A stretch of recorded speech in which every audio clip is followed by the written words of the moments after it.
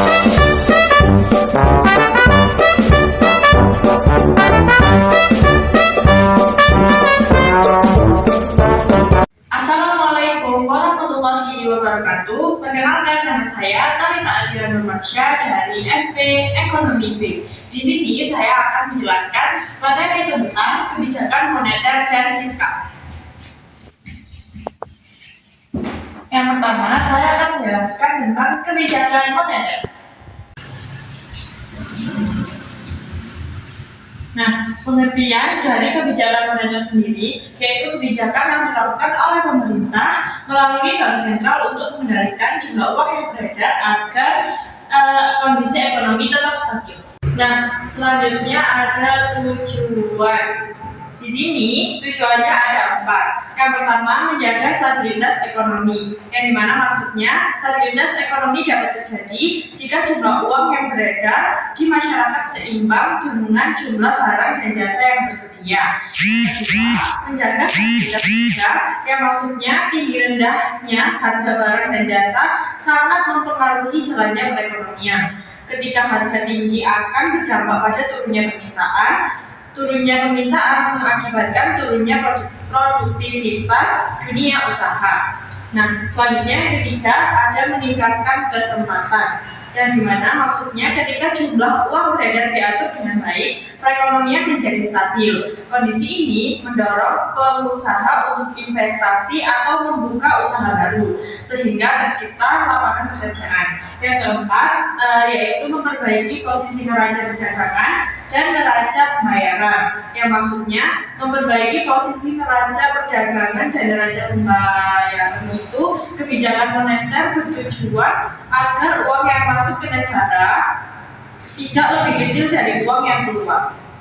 Selanjutnya ada jenis. Di sini jenis-jenisnya ada 2. Yang pertama kebijakan moneter kontraktif dan kebijakan moneter ekspansif. Nah, yang pertama, maksud dari kebijakan moneter kontraktif adalah suatu kebijakan dalam rangka mengurangi jumlah uang yang beredar.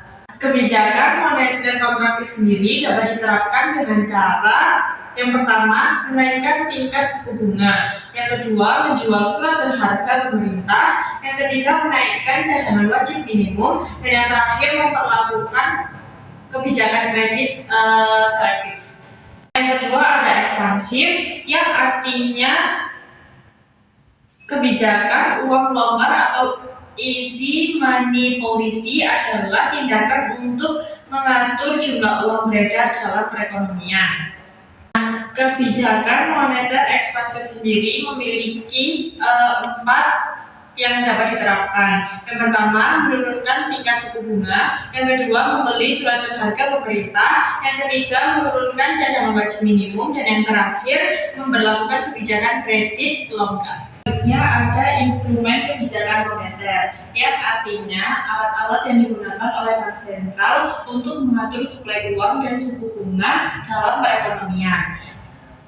Selanjutnya ada 5 instrumen kebijakan moneter. Yang pertama, kebijakan diskonto, yang artinya mengatur jumlah uang yang beredar di masyarakat dengan mengubah tingkat suku bunga bank umum. Manfaat kebijakan diskonto sendiri yaitu yang pertama menguatkan kurs mata uang, yang kedua mengendalikan inflasi, yang ketiga mengendalikan harga barang di pasaran. Kedua, ada operasi pasar terbuka, yang artinya adalah kebijakan yang diambil bank sentral untuk mengurangi atau menambah jumlah uang yang beredar dengan cara menjual atau membeli surat berharga seperti sertifikat Bank Indonesia. Contohnya ada 2, yang pertama open market selling dan open market buying.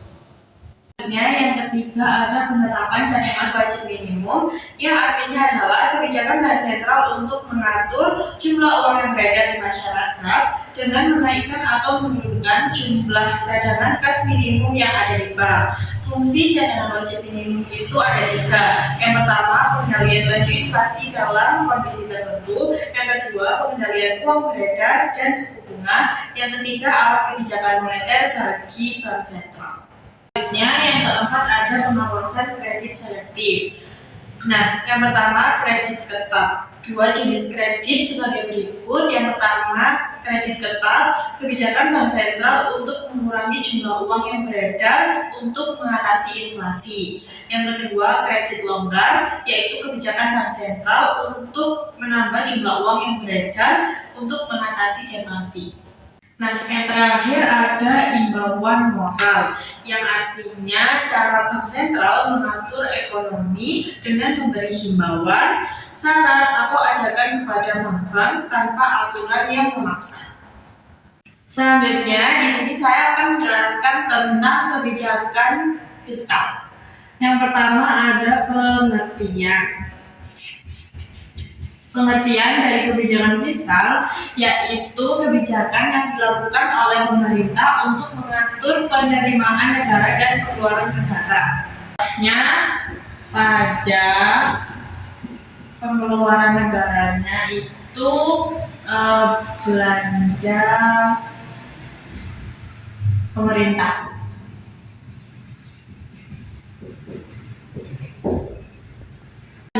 Ada fungsi kebijakan fiskal.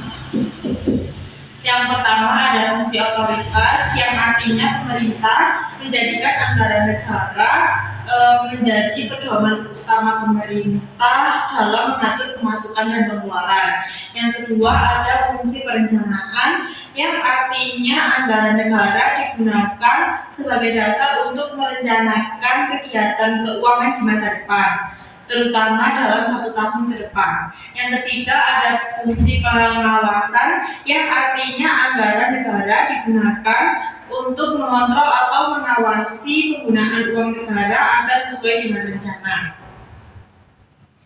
Yang keempat ada fungsi alokasi, yang artinya pemerintah mengatur penggunaan dana untuk mengurangi pengangguran dan meningkatkan efisiensi ekonomi. Yang keempat ada fungsi stabilitas, yang artinya kebijakan fiskal digunakan untuk menjaga ekonomi tetap stabil. Yang terakhir fungsi distribusi, yang artinya pemerintah membuat kebijakan anggaran yang adil dan merata bagi seluruh masyarakat.